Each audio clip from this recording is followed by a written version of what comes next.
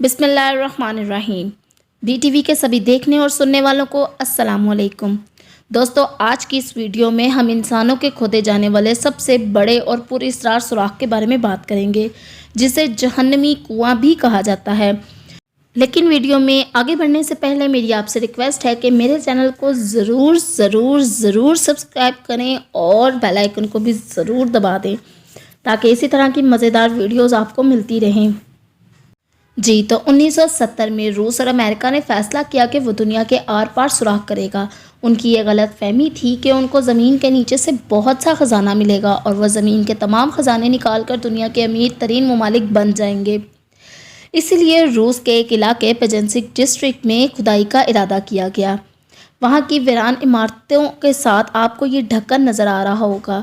देखने में तो ये ढक्कन किसी गटर का ढक्कन है, मगर इसके नीचे बहुत ही पुरअसरार सुराख मौजूद है। कहते हैं कि ज़मीन की खुदाई का प्रोसेस शुरू कर दिया गया और ये प्रोसेस 5 साल तक जारी रहा।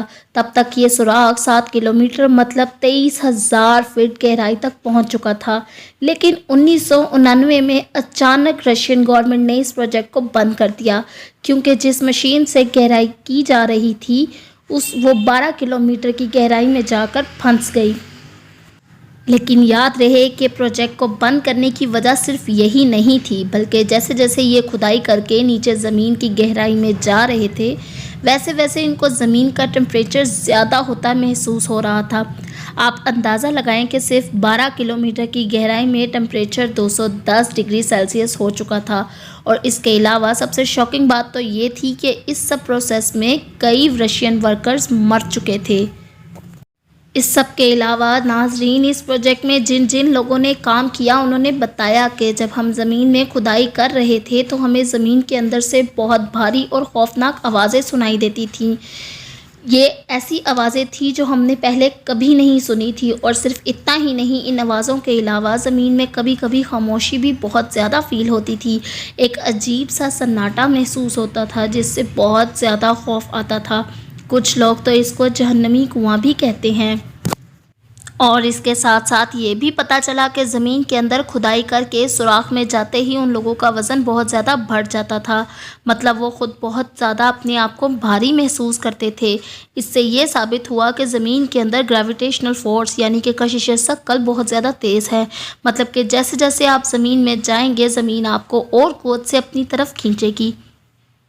इसके अलावा सबसे मज़े की और इंटरेस्टिंग बात तो ये थी कि जिस हिसाब से ज़मीन में ड्रिलिंग की जा रही थी, उस हिसाब से ये लोग 1140 साल में सिर्फ ज़मीन के आधे तक ही पहुंच पाते।